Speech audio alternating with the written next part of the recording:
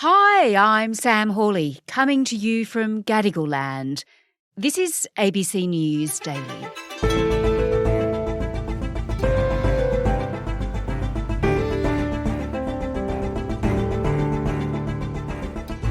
This week, Donald Trump gave testimony in a civil fraud trial in New York, where the judge had to order his lawyers to control the former president. It's just one of a string of lawsuits he's facing. But while he might be in trouble legally, politically he's on track to become president for a second time. Today, senior political correspondent for the Wall Street Journal, Molly Ball, on the latest polling that has Trump out in front in key states a year out from a US election, and how the domestic and international stage will dramatically change if he succeeds.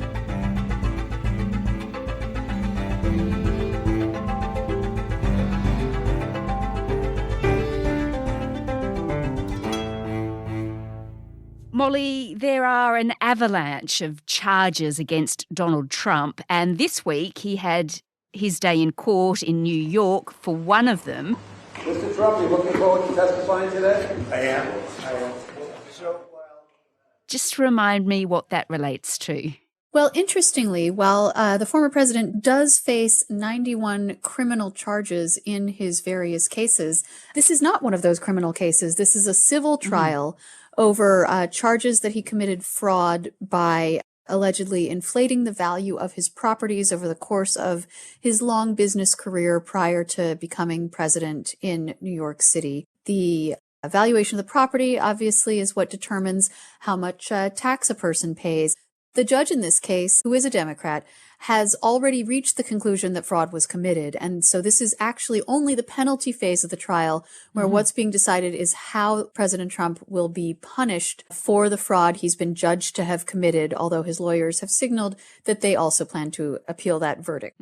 So it's all very confusing, and cameras are not allowed in the courtroom. Yes. So we're all hearing from the reporters who've been there what's been happening, but it's been quite a spectacle. It sure has. And after he appeared in court, Donald Trump, he did address the press, as did one of his lawyers, Alina Habba.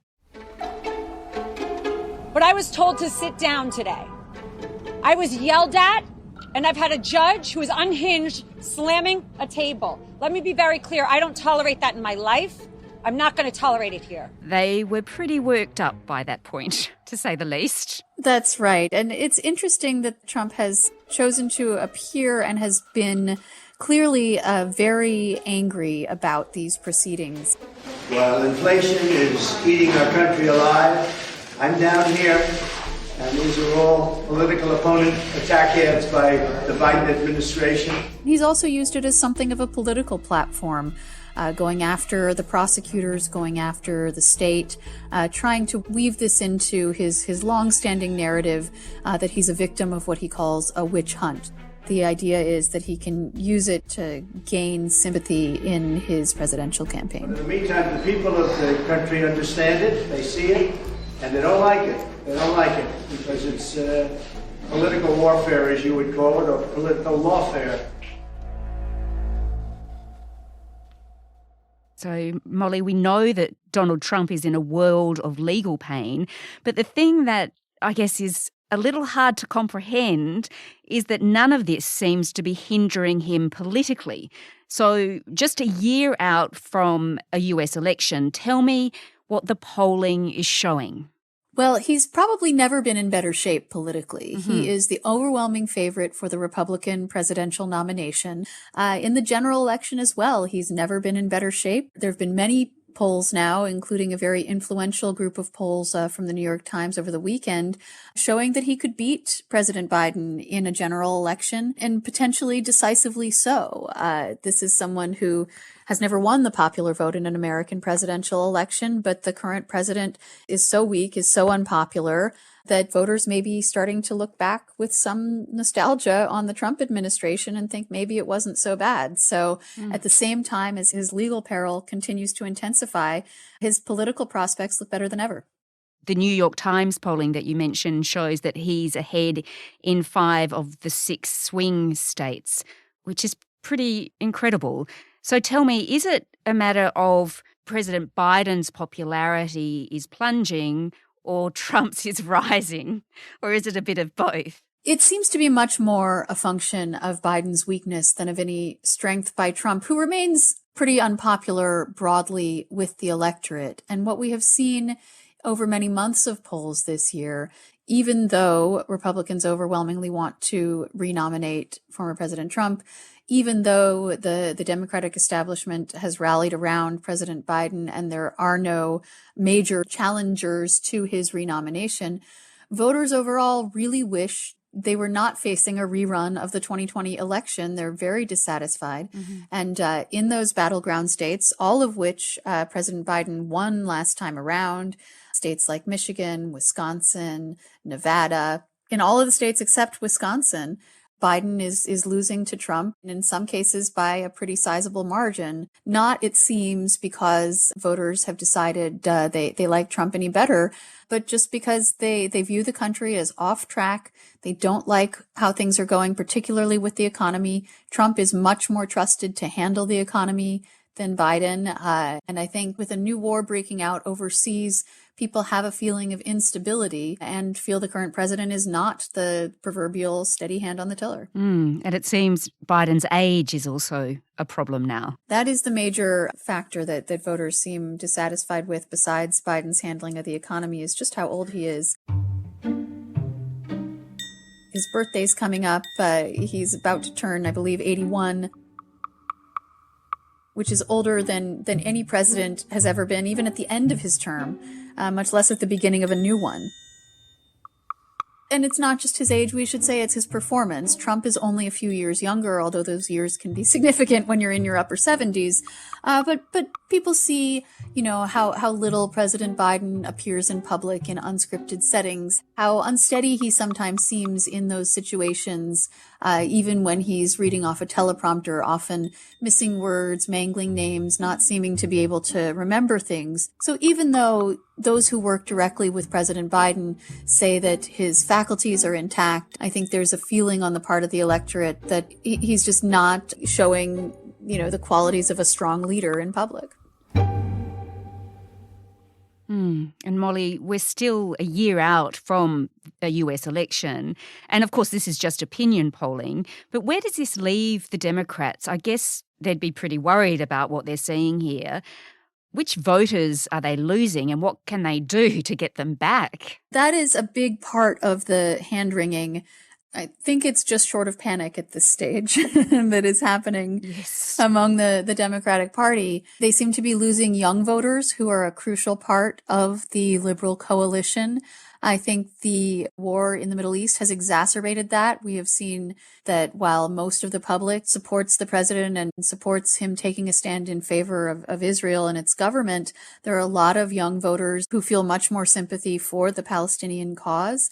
And we've seen that the president also appears to be losing a lot of ground with non-white voters, with minorities who tend to be more working class, who tend to be less college educated. It's really a question whether Democrats will be able to win them back. I think, to play devil's advocate with myself here, the counter-argument you hear from a lot of Democrats, and particularly from President Biden and his campaign, is those are Democratic-based voters. They're not going to vote for a Donald Trump. At the end of the day, when they're facing a binary choice, yes, they may wish that there were someone else on the ticket, but they like Trump less, and at the end of the day, they'll come home. So we'll just have to see. Yeah, exactly. Well, it does seem extraordinary that if this polling is right, the US could end up with a president who could be convicted as a felon.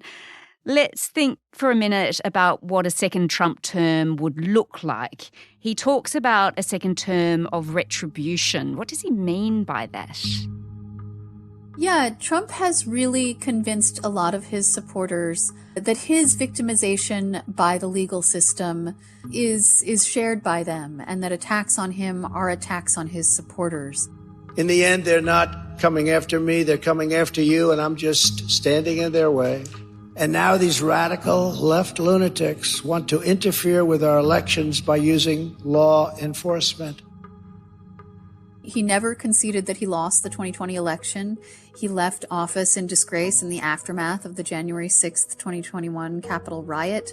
And since then, far from being chastened by that outrageous event, he has tried to do some revisionist history and argue that what happened was actually a fight for freedom, and that the people who've been arrested and imprisoned for their violent acts, in some cases on January 6th, they're actually freedom fighters or political prisoners. And his advisors talk about how if he does win a second term, they are going to basically gut the civil service and replace them with more politically sympathetic appointees, that he plans to sort of have his revenge on the entire, what he terms the deep state.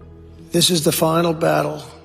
With you at my side, we will demolish the deep state. It's a quite extreme agenda, and it's what he's promising to do if he is returned to the White House. What about internationally? What's his agenda there? Well, that's another interesting question. He's refused to say that he wants Ukraine to win the war against Putin and the Russian invasion. He initially, after the Hamas terrorist attacks a month ago, was critical of Israeli President Netanyahu, apparently because of personal slight, and even had kind words for Hezbollah, the Lebanese terrorists. So, while he was president, frequently had kind words for dictators, some of the world's most brutal regimes, the North Koreans, the Russians. And we see him continuing that out of office and promising to take, I think, quite a different tack, quite a more isolationist tack than the current president, who has a long history in foreign affairs and has really worked to rebuild America's traditional alliances at a time when there's so much conflict going on internationally. So the effects of the Trump presidency a second time round would reverberate around the world at a time that the stakes couldn't be higher.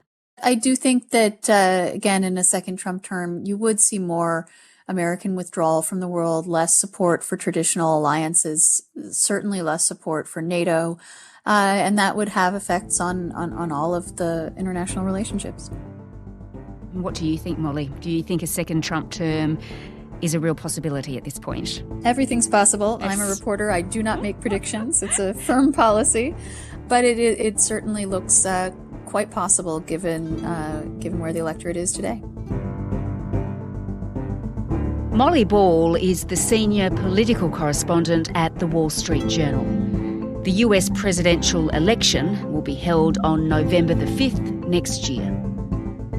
This episode was produced by Nell Whitehead, Sam Dunn and Anna John, who also did the mix. Our supervising producer is David Cody. Over the weekend, keep a lookout for If You're Listening on the ABC Listen app, with host Matt Bevan looking at whether Israel can save the hostages. I'm Sam Hawley. ABC News Daily will be back again on Monday. Thanks for listening.